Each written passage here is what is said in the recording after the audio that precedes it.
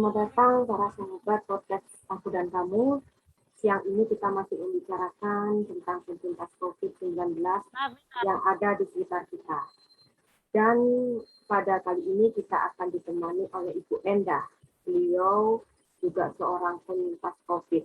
Berikut ini Ibu Endah akan memperkenalkan diri terlebih dahulu sebelum kita ngobrol-ngobrol tentang bagaimana beliau bisa bertahan dengan COVID-19. Monggo Bu Indah untuk memperkenalkan diri dulu. Assalamualaikum warahmatullahi wabarakatuh. Waalaikumsalam. Nama saya Endah Harimurti. Umur saya 65 tahun. Alamat saya di Simo Sidomulyo, Gang 7, nomor 11, Surabaya. Saya ibu rumah tangga. Terima kasih Bu. Pertama-tama bisa nggak Ibu ceritakan kepada kami bagaimana Ibu bisa mengetahui bahwa Ibu sudah terpapar oleh COVID-19? Hari pertama saya ini badannya panas. Sudah dikasih obat, batuk, pilek. Tapi nggak mengeluarkan dahak. Batuknya kayaknya kering gitu loh Mbak. Jadi susah. Cuman saya nggak gagal nafas. Saya bisa nggak sesek maksud saya. Cuman nafas panjang. Tapi nggak sesek. Sering nafas panjang. Badan ini terasa sakit karena batuknya kan ngeden, Mbak. Ngeden. Jadi badannya rasanya kayak coplok kabeh balung-balung itu. Balung-balungnya. Kayaknya saya belum periksa waktu itu. Saya panas, kasih obat sama anak saya. Terus hari kedua masih batuk-batuknya itu kasih obat. Panas lagi, terus saya cek antigen di klinik itu sini. Ternyata kalau kita terus sama anak saya yang merawat saya itu Mbak. Jadi hari ketiga itu anak saya datang dari Sidoarjo. Saya beritahu kalau awakku gak enak kabeh gitu, terus dia ke sini merawat saya. Habis itu kok dia kena gitu loh. Saya periksa ke klinik itu tadi sama anak saya. Ternyata dinyatakan positif. Dinyatakan positif. Begitu paginya kalau gitu itu kalau ternyata dinyatakan positif itu Satgas itu siap, Mbak. Jadi ke rumah saya besoknya langsung gitu. Ya, itu siapa yang menghubungi Satgasnya, Bu? Saya juga nggak ngerti, katanya gitu itu sudah tahu. Ketika Ibu periksa gitu di klinik, ya mungkin klinik yang berkomunikasi dengan Satgasnya mungkin ya? Iya, itu kan sudah masuk kalau gitu, Mbak. Habis itu saya suruh ke puskesmas PCR. Ya, PCR-nya ternyata juga positif. Otomatis saya sudah di rumah. Anguk-anguk titik Bu ya. Ambek RW, ambek RT ini dia di WA, jangan keluar.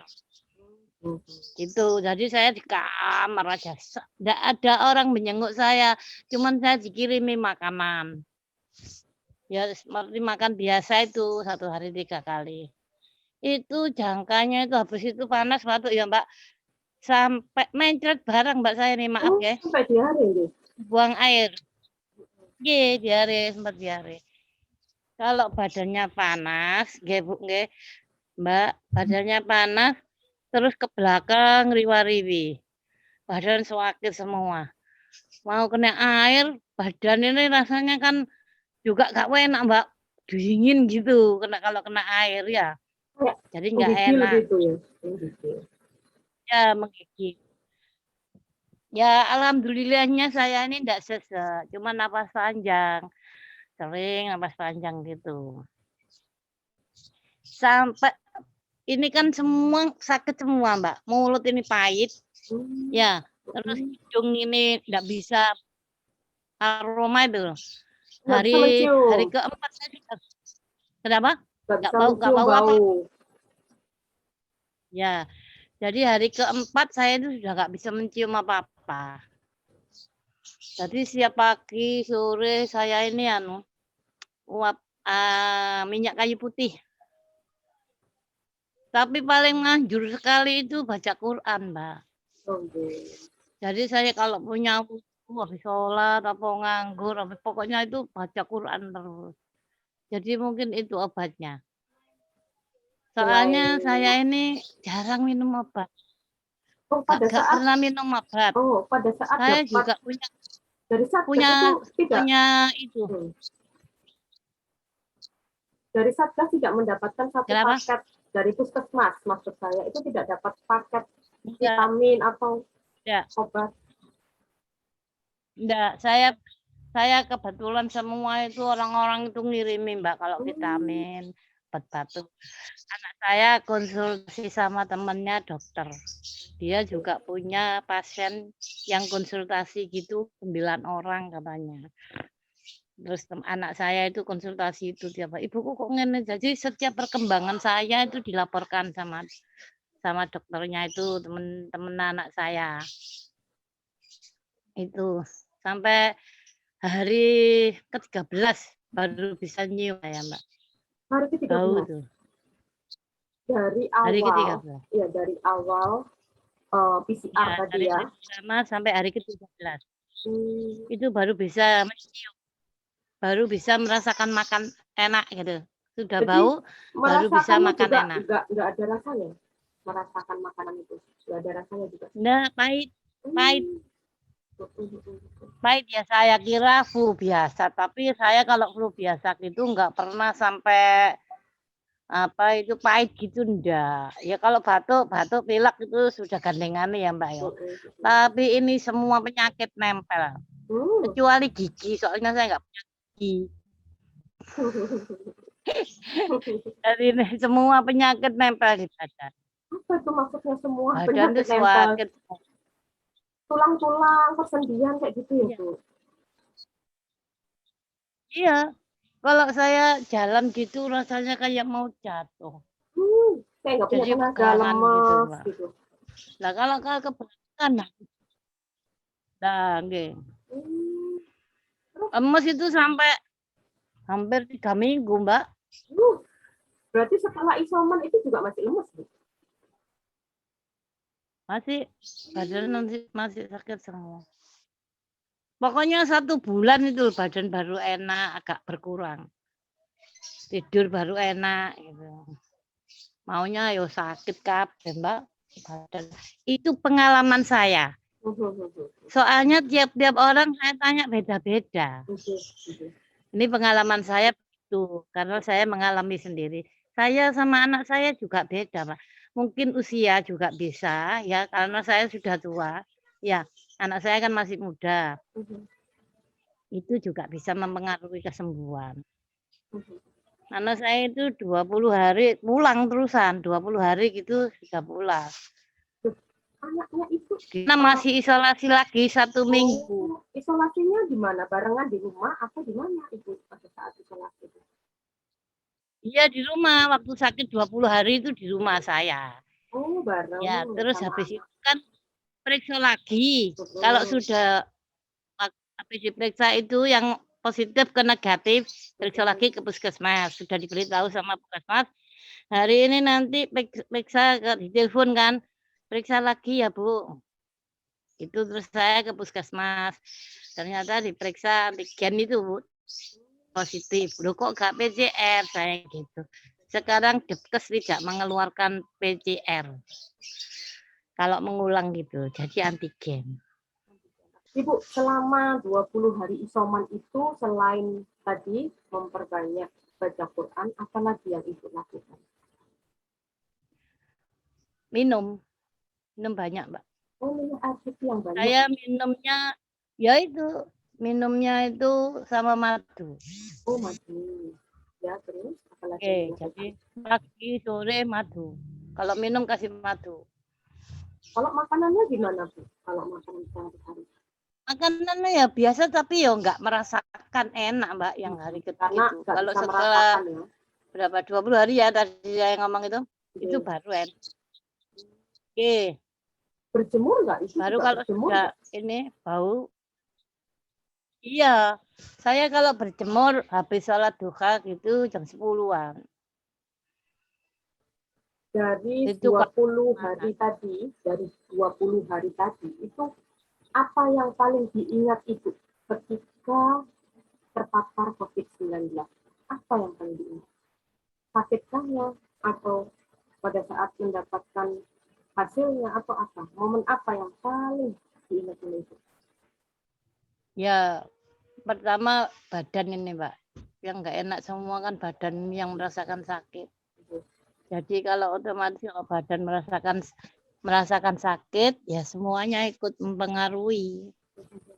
Makan ya nggak enak, gitu. Ya minum itu Mbak yang paling enak. Tapi saya paling suka telur rebus, yang Itu ayam berapa? kampung. Iya, berapa? Ya itu, mungkin itu yang enak. Itu sama Masih ada ya yang sama kita rasakan enak itu Bu, anu Mbak. Jadi saya kalau satu hari itu 2 telur rebus, tapi kampung. Kalau telur ayam itu leheran itu kan besar, tapi kalau kampung kan kecil. Iya. Itu sama tetangga ini direbuskan kentang. Jadi soalnya saya punya anu Mbak, lambung. Jadi susu ya nggak berani, kecut-kecut nggak berani, sambal nggak berani. Itu ada Soalnya reaksinya kalau nggak ke rambungnya ketika sedang terpapar itu? kenapa kenapa Mbak? Ada pengaruh di lambungnya nggak ketika isoman? Iya, makanya kalau kita Diare lapar, tadi ya, diare tadi ya. ya diare kan kalau kita lapar kan perih gitu Mbak rasanya. Makanya saya kasih minum itu yang banyak.